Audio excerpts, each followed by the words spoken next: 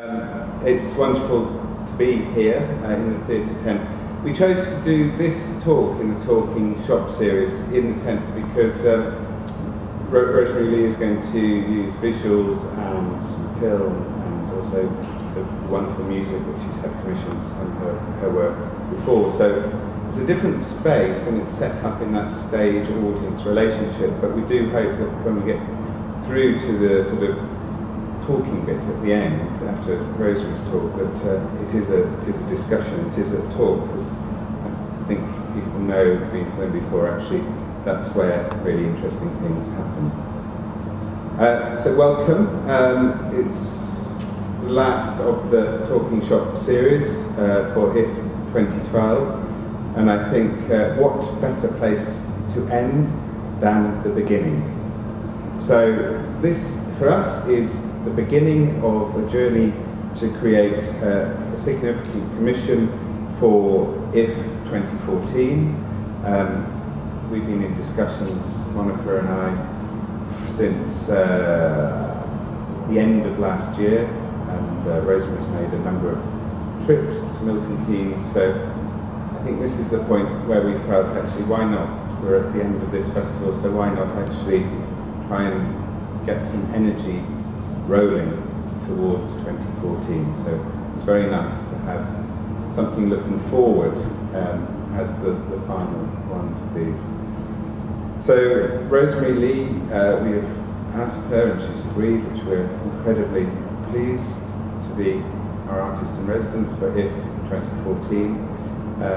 Rosemary is a well-known, quite respected choreographer, dancer.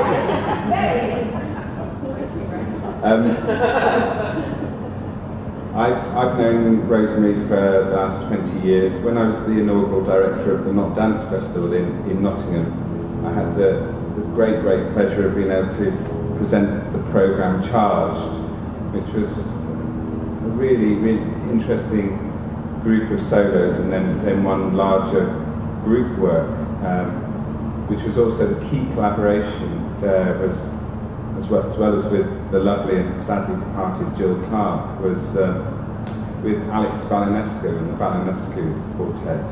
And it was actually the bringing, and this is before there were so many collaborations between musicians, you know, real collaborations, which obviously dance and music have always been together, but it was sort of before you asked the musicians to become part of the dance, and that was sort of what happened in that piece, which we presented, I think, back in 1994.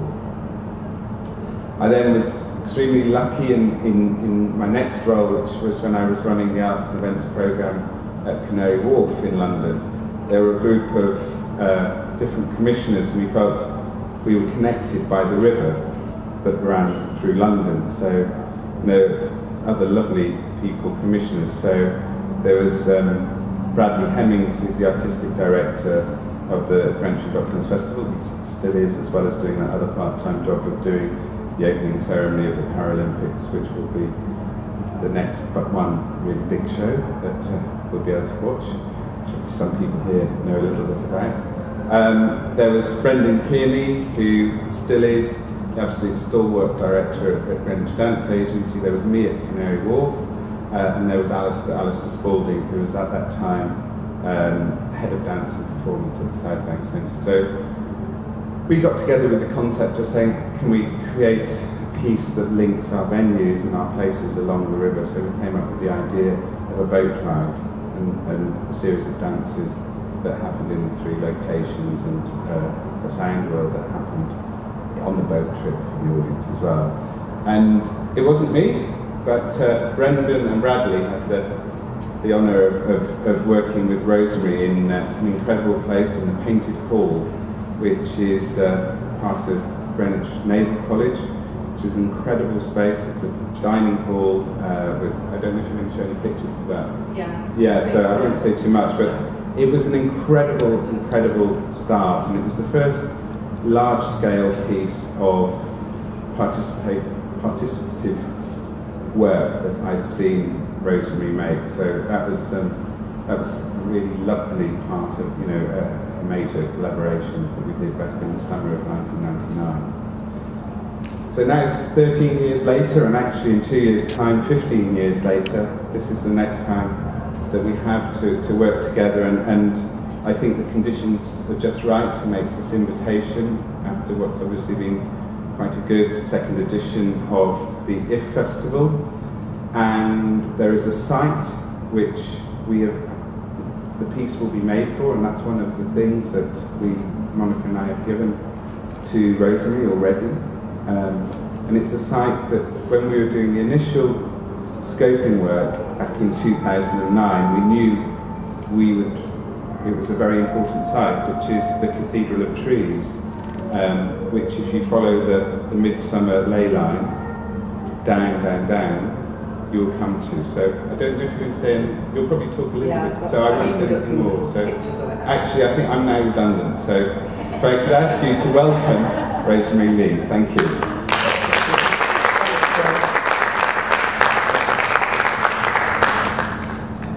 Thank you very much. So he's sort of done a little bit, the first bit for me, which is great, but just to give you a little bit more context, I'm a maker, choreographer. Sometimes I don't use the word choreographer because I feel as a label, some people think of steps, they immediately think of steps and routines, so I do sometimes now just say maker because I try to work in lots of different contexts, so I make films, installations, large-scale works that Bill's spoken of, and solos. And there are many reasons for why I work in such a diverse way, but let me tell you what you're seeing first. Just as I talk, I like to have pictures, because I think you don't have to then look at me all the time talking. Your mind can wander and just enjoy the pictures if you like, and I'll talk over them. This is just a little selection of past work, just as I give you a bit of context. And this one, actually, Bill tells me he comes from the town this was made in. This is near Shrewsbury. It's a ruined abbey, and it's the first site-specific piece I made, so it's just there as a little example. So one of the reasons I work in, and there's the one he just mentioned, the banquet hall, one of the reasons I work in such different contexts is because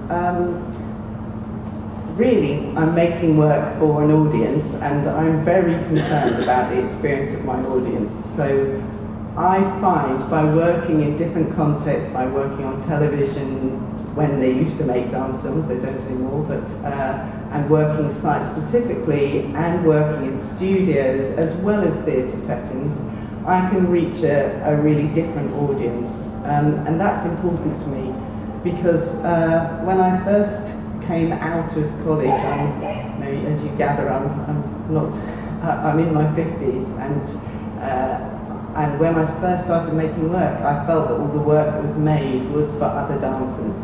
So although of course you're mostly an audience that knows about dance, you wouldn't be my prime audience for all my work, if you see what I mean. And I felt the only way to reach a different audience was to get the work into different settings where people might not expect to see it. So what you're seeing now is some examples of my film work. I made about 4, and I'll just pause it there if I can remember how to pause, but I'll just click on that, hopefully it will do it. Oh, no it didn't. How do I pause it? Just a space bar maybe? I'll let it play for a bit then. How do I pause it? Now you get to see me not understanding my technology, this always happens. I'll let it play since I can't find the pause button. Film work, actually we'll get to yours, yeah. The film work I made was, I can't remember the dates, but for a little while the BBC commissioned dance film to be made, and it was in the days when the BBC,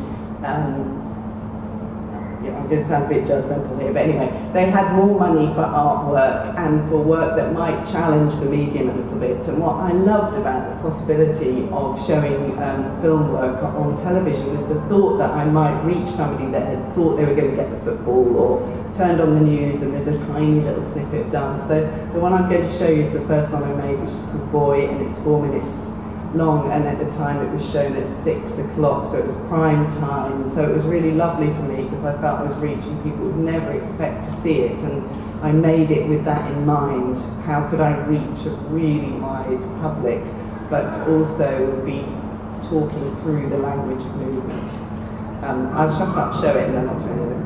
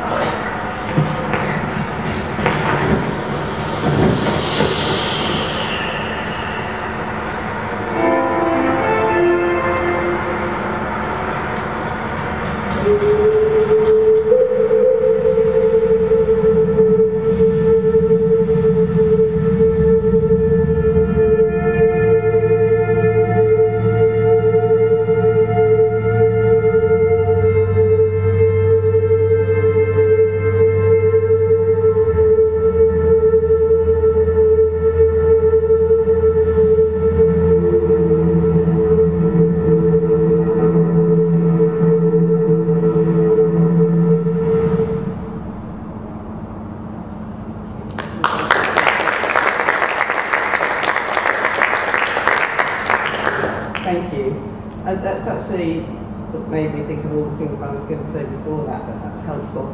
Here he is, that's Boy, that's Tom, when he was 17, and I made a work for him when he was 17, and when he got into his 20s I was thinking of doing the same thing, a bit like that 7 Up wonderful programme.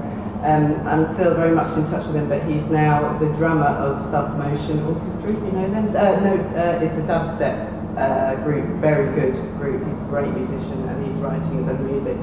But he did dance for me in this piece that was part of Passage, which was an evening of works where I used film in projection, so that's actually a moving image of the sky, and he sometimes swings through it, and it became the kind of next piece for him as he was on the brink of manhood. Film for me, that film, Boy, kind of sums up a lot of things that really are still real concerns in my work, and perhaps the main one is environment, and what film offered me that I was beginning to get frustrated with, particularly in making work for a stage like this, was that I couldn't, one of my kind of big things about being alive is my relationship with my environment, whether it's urban or rural. And in a film I can hopefully make that very tactile, so that space, the beach, can come to you in your living room, but also his relationship, his very powerful relationship with his environment as a child, hopefully the film can kind of heighten. And it was that magical and very intimate relationship with environment, and particularly with the natural environment, that I remember as a child growing up on the East Coast, is something I feel really passionate about, and that I try to use my work to kind of remind us of that intimacy. But equally, I hope that the camera brings an intimacy with him, so that as a viewer you feel him in his environment, and you feel his breath. And again, this divide, that we have really literally here, in a sense, is something that I kept wanting to jump across in some way, but without threatening the audience, and the camera helped me do that. And then I found, as I've moved on in my work, other ways to try to form, to find ways to be really intimate with the audience without being threatening and without speaking. So it's a kind of unsayable intimacy that really is what, for me, is at the heart of dance as a kind of language is. So here is Brink, and I'll just show you those pictures if it will move on. Yeah, it was a joy to work with him again. And this is just a little example now of bringing in the intergenerational nature of the work. In these pictures, it shows my use of those are films again, not stills. My desire for intimacy brought me to these big screens at the South Bank to show you their faces looking at you, because I knew the back row of the Queen Elizabeth Hall could not see the child's face in a way that I could in the studio, and that's, I sort of fall in love with anyone I work with, in a sense. It's a real relationship of trust and commitment with your dancers, and I kind of want to share that with the audience, so the camera helped me do that. I'm going to show you one more piece, or explore one more piece that is to do with film, but it's now coming more towards site specificity.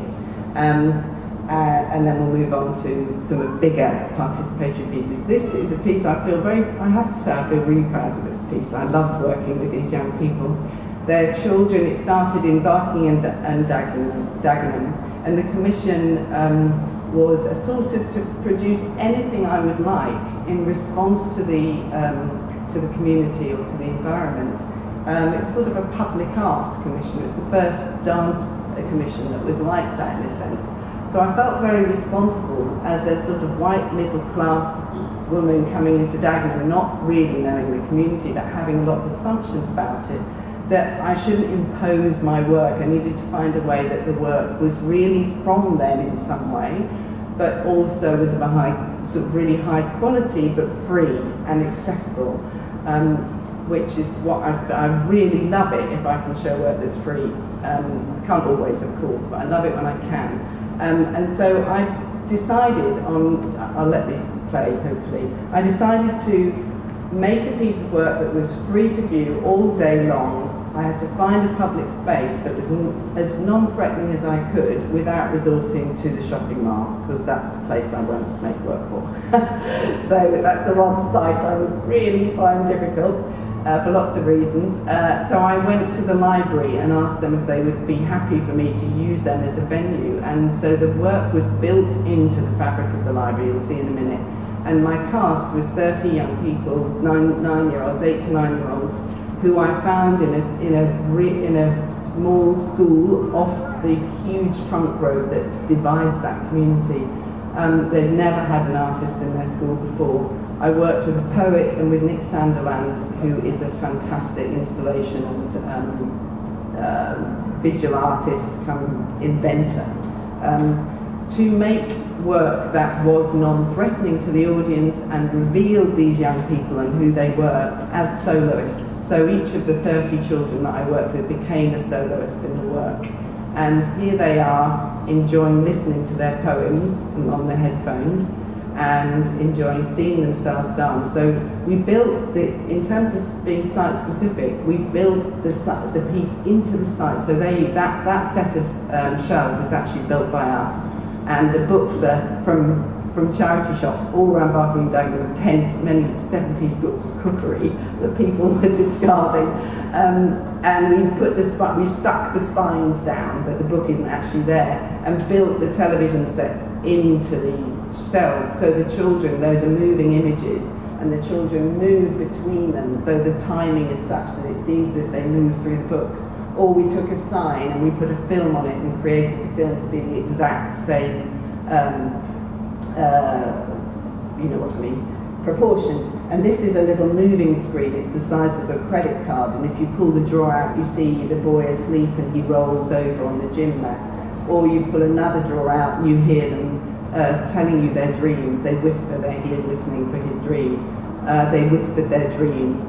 So that as you discovered the installation, if you found it at all, and this is a new library, because I then took it to other libraries working with other children and adding to the installation, if you found it at all, you would hear something about their aspirations in life, who they wanted to be, coming from really deprived backgrounds and very, very difficult backgrounds. Many of them were in B&Bs and were being moved as asylum seekers, so I lost 50% of my cast through the time that I made it, which was heartbreaking. But they got to dance themselves all the time, and we had a lot of time together. So that's why I love it, because I got to work one-to-one with each of those children. You must be well grown up now. And I think the reason I'm proud of it is because I managed, because the commissioning was so fantastic in that I had that freedom to kind of find the right way to make a piece of work that for me reflected a community but also showed them what they could be. The children really talking about their hopes and desires, and for me it was a fascinating project because I had no audience. I never met my audience because it was just there, and so I left a comments book, and all kinds of extraordinary debates happened about the politics of art and what a library was for, like, there should be no culture in a library, which I thought was rather a great comment. Or, you know, what is the world coming to if young people only want to stack shelves in Tesco's, because that was one of their hopes as what they would do in the future. And then another boy wanted to be an astrophysicist, another girl a lap dancer. So in a way I was kind of saying, this is the next generation, let's listen to them, let's support them because they're hidden. And then the reason I made it with children is because when I first went to that community, I didn't see a child on the street because there were just too many cars, I think, and because there weren't enough parks and all kinds of things like that. So for me, it was a way of bringing them to the fore and making them, empowering them in some way. So let's see what I'd like to show next. And now I'd like to, actually, you were ahead of the game here. I'll stop the pictures and we'll go straight to this, and I'll talk over it because I want to have time to show things. This is the last, can you hear me all right? So this is the last installation piece I want to show you. You take the sound down a tad, please. The sound of the, thank you. I'll sort of talk over the speaking. So it was the next project I did with Nick Sanderland, and we made, it took us a long time to make and devise, but basically you enter a corridor that is actually walls, but for this first pilot that you're seeing, we were trying it with lines. So you imagine you're in a dark corridor and it's just you, like this figure here. And at the end of the corridor, you see a figure, and they're still, and it seems as if they're looking at you. And as you move towards them, they dance towards you. As you stop, they stop. As you go backwards, they go backwards. As you go forwards, they go forwards. So you can see as she pauses, the boy pauses. And that boy there, he's about 11, 12 maybe, Amari. He was the little boy you might have spotted in Passage. He was my youngest member in Passage as an 8-year-old, and I'll show you when he grows up in a bit. He's now in Stomp. Fantastic dancer. So as you went towards the screen, you met their eyes, and you could even make them blink and unblink just by moving slightly forward and back. Anyone wants to understand the technology, I'll talk a little bit about it, but it's the same at another point afterwards. But it's the same technology as a bat uses to find its prey, basically. The 6 sensors finding you and working out where you are in the corridor and moving the film along. But what you feel when you're in there, I think, and what I wanted was you to feel an intimacy again. With although it's virtual, I wanted you to feel that you were creating this little solo duet together. Yeah. And if you, the last, when they're in the landscape, and here again is when I talked to you about environment, when they get to be in the landscape, as the piece progresses, they run away from you, they don't come towards you. So when they're in the void like this, they're coming towards you, they advance towards you and meet you eye to eye and look into your eyes. As they come into the landscape, as you go forwards, you think they'll come towards you, but they run away, they lead you into the landscape and then they disappear. So for me, it's a kind of, it's quite theatrical, but it's also like a game. So people could interact with it in really different ways. So children could run in and out and just play and be like the Keystone Cops. Other people could stay for an hour, and if there wasn't a queue, and just be with that dancer and change the movement. So for me, in a way, this is the closest I've ever got to you stepping into my shoes, and that's kind of what I often want to do in a funny way, because I feel it's such a privilege to do the work I do, to be able to work with other people in such a cooperative way and so quietly, when so much of society is so in your face. Dancing is a little bit peaceful in a way. And so I give you that opportunity to do that with your dancer and to be the choreographer, but to dance yourself. So some people did dance in the corridors, obviously some people just walked. So here are the dancers that you would have met if you'd done this piece, and it was in museums and foyers and the festival hall, places that were public galleries,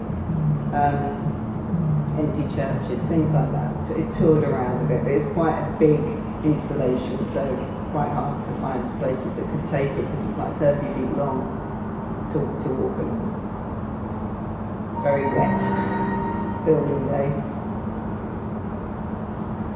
I don't have a company, but some of the people I work with me on many projects, either starting as a child and building up, or someone like Henny, who's a wonderful choreographer and performer in her own right, but who I feel has an affinity with my work. Frank Bock used to be in the Chandlers, so in the Fanchels, sorry. So there are certain people you sort of see appear. So you could call it like project companies, I suppose. But basically, I like to work with a different cast for every piece. I never really wanted one in a company because I felt it might limit me and limit them in some way. Company. I'll just let this play out so you meet them all. So you go from age 8 to a man in his 70s. That where it said 80 was wrong. So you met the generations, if you like, of life until you came to the elders. And some are professional and some aren't. So Linda here loved flamenco dancing in Greenwich and has since doing this project joined the Company of Elders. Colin was a Roman Catholic priest.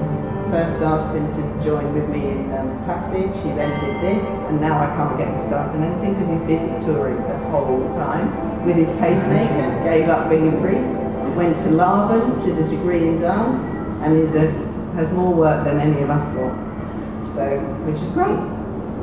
So, I'd now like to move on. So that's sort of film and installation, and I'd like to move on to show you a tiny bit of common dance. Let's go straight to the common dance DVD, I think. Sorry to rush you there. We'll skip the pictures. Common dance was made for, after the piece that Bill was talking to you about the river along the Thames. I had a 10-year gap of making large-scale work for various reasons, because of my own family, but also because it's quite exhausting making work that's for a lot of people. So I went to worked more in film and installation, smaller pieces, and then came back to the same person, to Brendan at Greenwich, to make a piece called Common Dance. And I think what we'll do is we'll play it once it's loaded. And I'll talk over the beginning, and then I'll show you a little segment of the middle of it, just to give you a bit of context. And you can obviously ask me questions about it afterwards. 50 people of all ages, and it is site-specific, but it's indoors and quite traditionally site-specific. So the audience is a bit like here, a raped audience, and a performance area. But what's different about it is its exits and its entrances and its past use.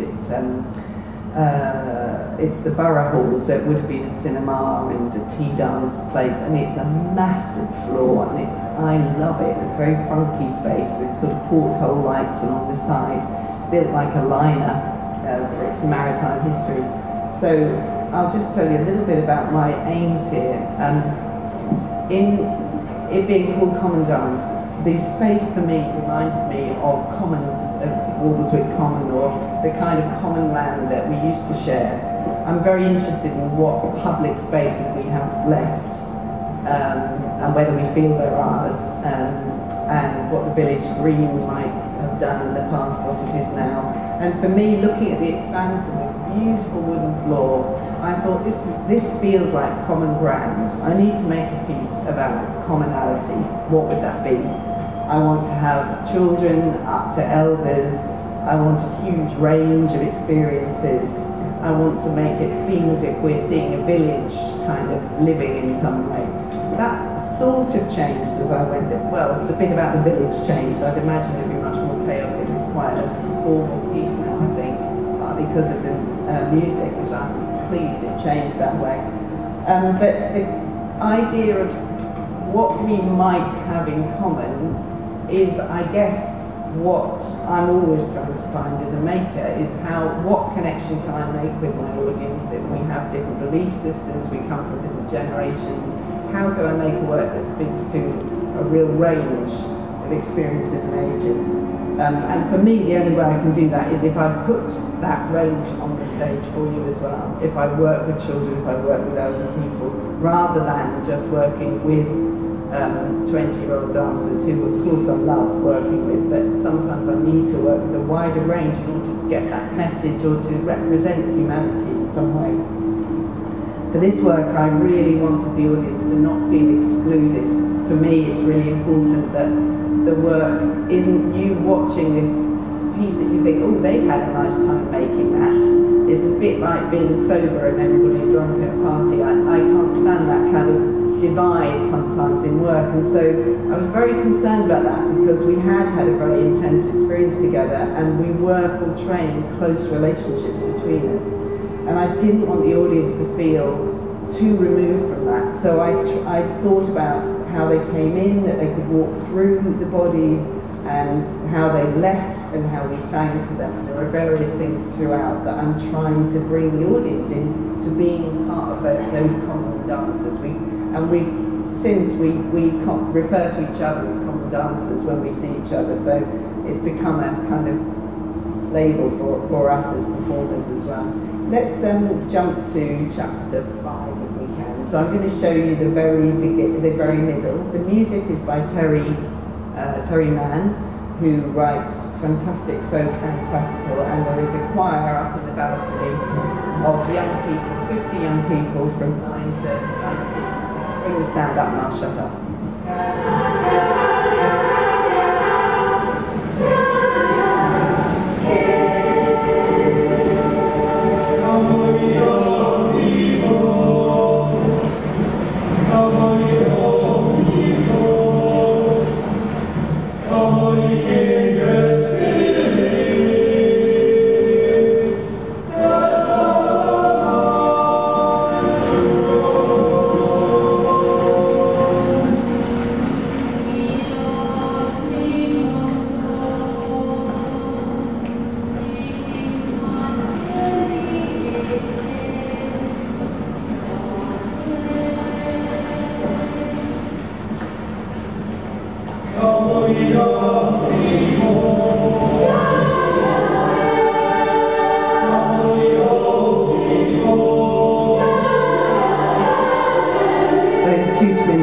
upside down in every rehearsal, so we had to get that into the piece somewhere.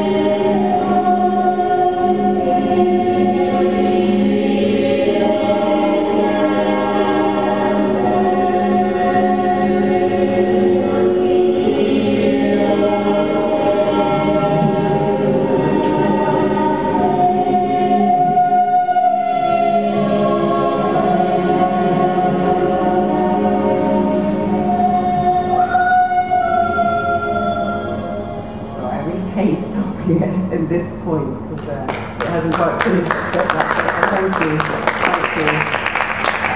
I'm aware of time and I know I must leave time, and I just want to show a tiny bit of outdoors, since that's what the piece in Milton Keynes will be. So if we just try square dances, show a couple of minutes of that just to give a flavour, and then we'll stop. Yeah, that'd be great. So that was the centre point of common dance. And the next piece you can see is Square Dances, which was that was a Dance Umbrella commission, and then 2 years later I did another one, Dance Umbrella, and this was the last big piece I made last year, autumn, and it took place over 4 squares in the centre of London, and involved 100 women in one square, 10 children in another, 35 men in another, and 20 students. So let's just play the beginning and give you a little flavour of it, because I feel that's kind of will influence the work I make next, and it's outdoor. Just come on. And it happens 6 times a day over a weekend.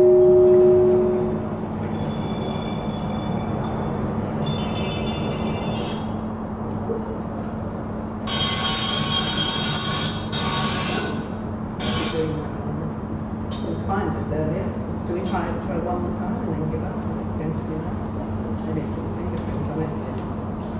Sorry, it was playing fine just before. I'll have one more go, and if not, I'll just put some photos on of it. Just give it a clean. Everybody had all the women were holding bells, and there was a huge bell from Whitechapel. I'm glad I got the bells in before the Olympics, otherwise they thought I was very derivative. Surely they were derivative. Well, yes they were, but I was going to say that. Had bells in almost every piece for the last 30 years. So. I thank you for providing one of your bells for the cabaret of ideas that we did last Saturday. Good, you might spot it in there. The secret place.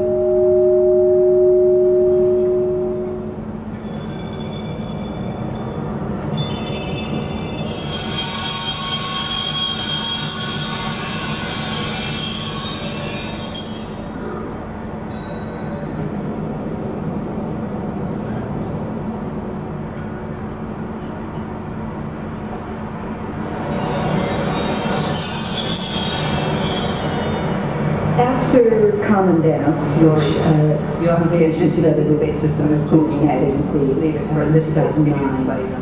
I knew that I wanted to work with Rosie, and so I thought to myself, I want to commission Rosie to do an outdoor work that's going to be free for the public to view. I wanted to have a participatory element, but it doesn't have to be a big participatory element. I thought to myself somehow that I wanted it to be in a park.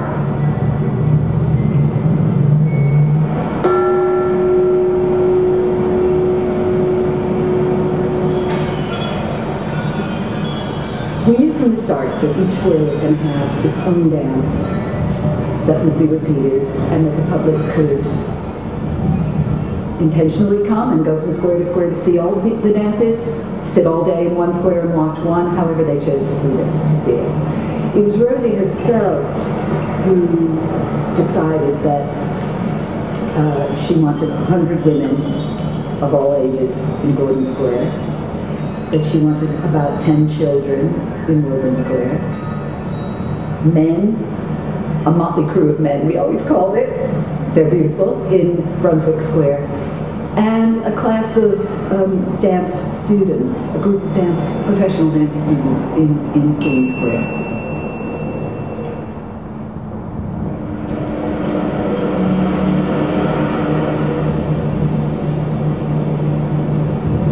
What they've done over the last few weeks, and it's been very few weeks, with Rosie and Henny and Lauren, is just grown. I mean, it's been extraordinary. I mean, what an extraordinary team of people to be working with on such a fantastic project.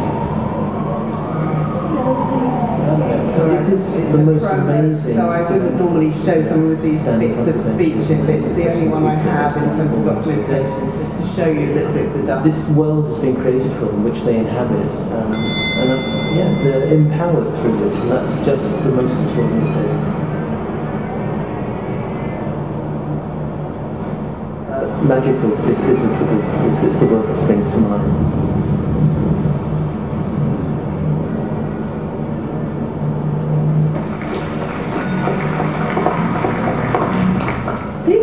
arts umbrella kind of gives us credibility, doesn't it? So it's quite an honour. Stop, because I'm going to run out of time. And I'll go to this screen to show them the trees. So I think Square Dancers may have led Bill to this, I don't know, but here's my pictures so far of your wonderful tree cathedral, just a little way away. This is in the winter, and I've just recently come again, and the foliage is there. So this is the site of the new work, and Square Dancers, I think, will really influence me in how I work. But at the moment, I'm looking at the architecture of the site and the pathways that one could lead the audience on, how the audience might view the dancers, where they might appear. It's that I'm sure you know, but the trees are planted in the footprint of Norwich Cathedral, which is my local cathedral when I grew up, and I know it and love it. And I went back there recently in terms of researching this site. So I won't say too much about it, but I'm thinking about it being participatory, with at least 50 dancers, if not more. And we're just in the process of beginning to think about how we might recruit people and what might happen there, working with a visual artist and a composer. I think I should stop because I'm really aware that we can't run over. So thank you very much for listening and your patience.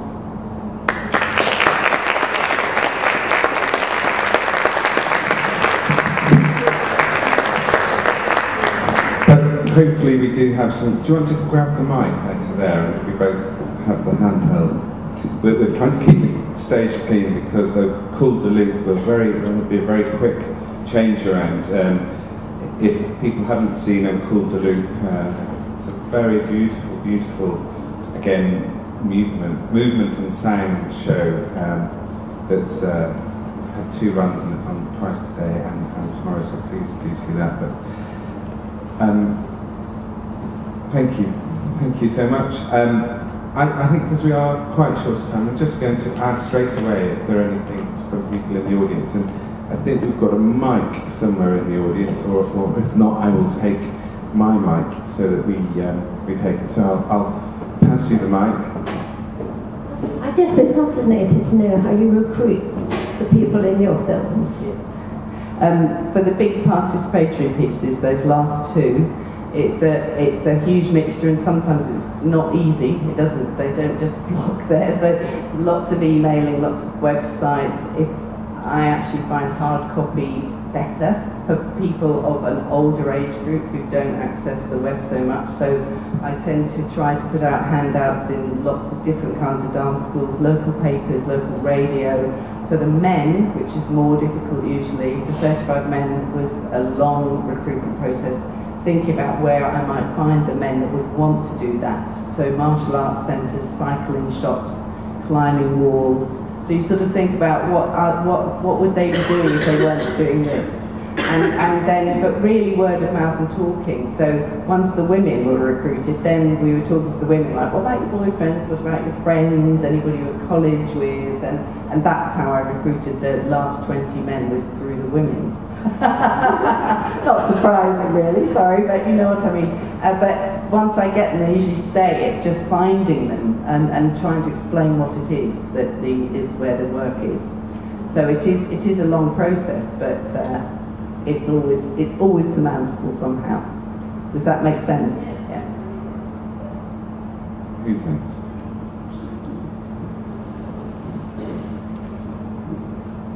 Wonderful images that you showed us, and you started showing us film where the project was something which could then be replicated.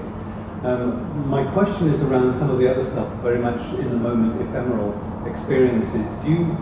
How much thought do you give to how it will be recorded to give the sort of pleasure that it's given us seeing stuff has happened, rather than how it's going to feel in the moment on the day? Yeah, it's a really different choreographic process to work for the camera. So the boy on the beach can't exist anywhere but inside the camera, and so every shot is only made for the camera. Whereas something like Common Dance, which was the one indoors, that's luckily, for one of the first times in my life, I had enough money to document it properly. So I had 2 cameras here and 1 at the back. So that is purely thought of for the live audience, but luckily the cameras were in positions where I felt I could capture what your experience would have been had you been in the audience. So that's a documentation, but I wasn't thinking of the camera at all when I made it. Is this making sense? So it's a really different process for when I'm working on film to when I'm working live. And luckily I've had some good stills and some good camera work. Both Square Dancers and Common Dance are filmed by the same person, Rosemary Lee, Cheshire, who is a dancer, has known my work for years, and that makes a massive difference. Really does. It's very difficult to film dance, and filmmakers think it's the same as other things, and it really isn't. So it is quite an art. So I think I've been very lucky, which is why it's working. So I'm pleased it does. But yes, they're different processes. Hiya, when you come to do the piece of Milton Keynes, will you just be working with aspiring dancers and makers? Will you look to it with choreographers as well, who are based here and developing as well? As performers or making their own work in it? I guess my thought was kind of like in a mentorship so they can develop themselves as choreographers. Oh, yeah. Or is it just dancing? I mean, that's a really interesting thing that we should talk about, but I like to encourage other artists as much as possible. I've never made a work, because I know some community work, choreographers will work with other choreographers and bits of the piece will be choreographed by different people. I hadn't envisaged that with this, but in terms of mentoring or support or the choreographers coming working with me in some way, absolutely. And there's a lot of young choreographers in Common Dance as well, and mature choreographers too, who want to perform. Because it's nice for choreographers to get and perform as well. I never do anymore, which I'm missing. Have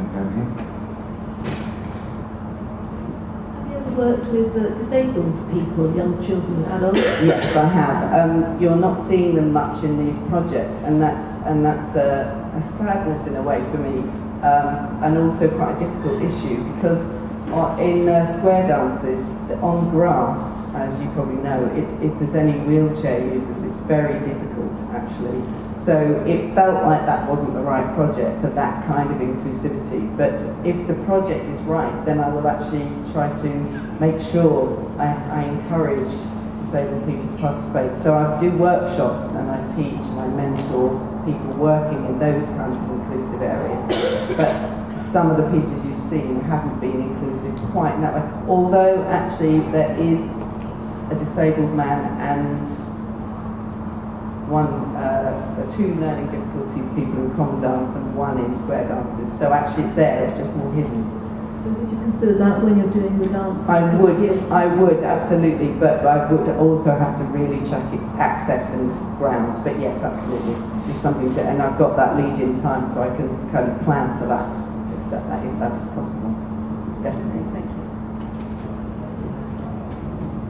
you. Is there anybody else? Anybody else who checking? Comment rather than a question. I'd like to congratulate you on the choice of the area that you're going to work in Milton Keynes. The Cathedral of Trees is one of our great hidden treasures. But I'd also like to congratulate the directors of IF for finding us such a fabulous artist in residence for 2 years, next 2 years, and I can't wait till 2014.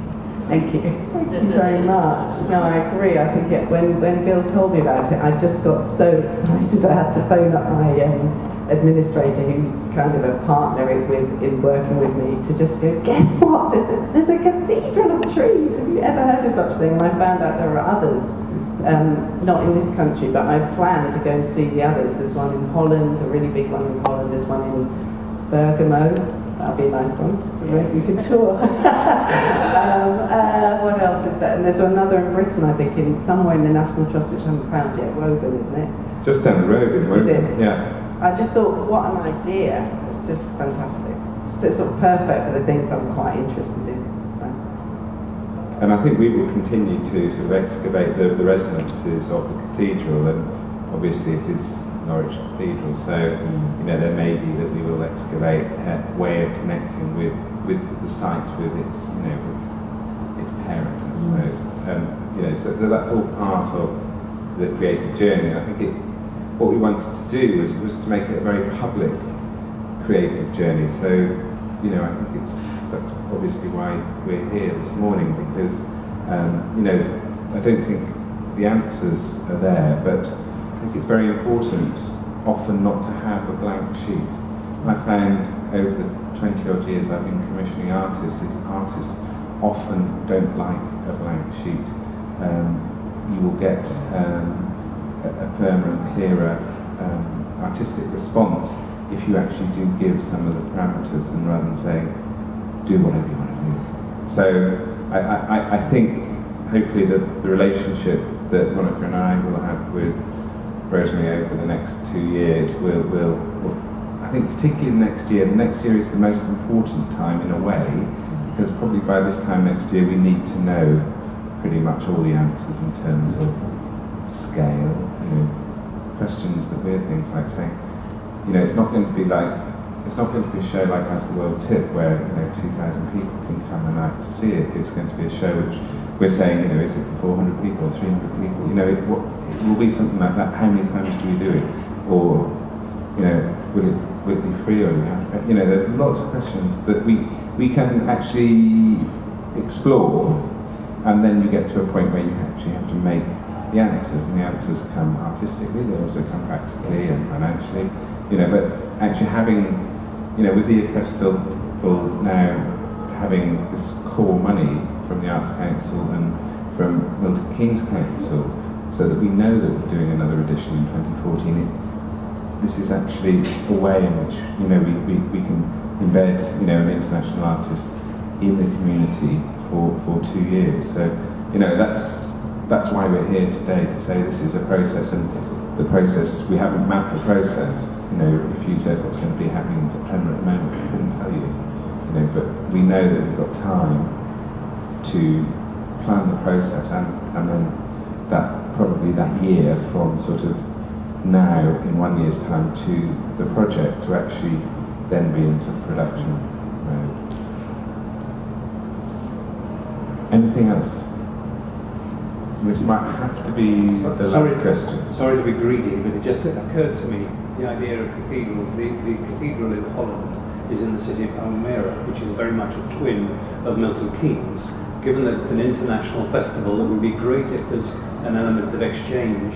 And the idea you were saying before about maybe supporting, mentoring, collaborating with choreographers locally, it would be lovely to have a family of little votive productions or little prayer offerings that might go around the various international venues where you've got trees in a sort of sacred building. Yeah, thank you. I didn't know that. I'll look that up more. Yeah. It's Almere. It's obviously also quite more accessible than going to Italy. Yeah. Shush!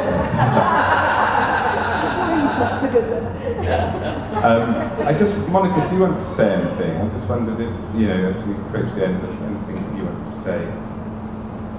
I'm so delighted to have Rosemary. I saw Rosemary do this talk maybe a couple of years ago at Greenwich and Docklands International Festival, and fell in love with the whole concept. Particularly, I think it was square dances that we were exploring at the time, and the one thing for me that runs throughout the whole of IF is the importance of sound and music, and what Rosemary and I have also talked about is the importance of commissioning some fantastic music for this piece, which is responding to the Cathedral Trees and responding to our needs as a music organisation in terms of that reflection throughout there. So I'm really excited about it, because I know the quality of the composers and artists that Rosemary works with will be stunning. So thank you. Thank you. So I think we'll leave with a day. I've got something else to say, but thank you to Rosemary. Thanks for listening.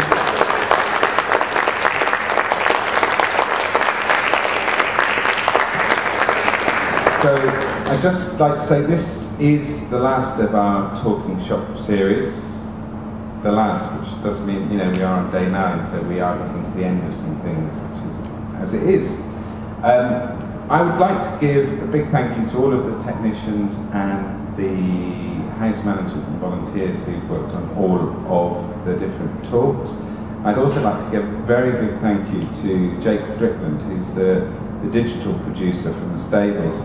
He's running a training project over the whole of IF with a group of people who are interested in developing their media skills, and All of the Talking Shop series we have filmed and recorded, hopefully, which is why we've been using mics. Some of them won't be perfect. And I know there's many jobs that Jake and the team has got to do, but the intention is to publish the talks. So hopefully this talk will become more accessible to a wider audience, because it's great that there are 30 or 40 people here, but you know, I think there are more people that we all know who we think, why weren't they here? Obviously people are away and stuff like that, so, well, they're watching, what's that stuff that happens on the telly? Oh, sport. So, big thank you to all those people, and you know, there will be a chance to see this talk online at some point. We're not quite sure when that date will be. Thank you very much.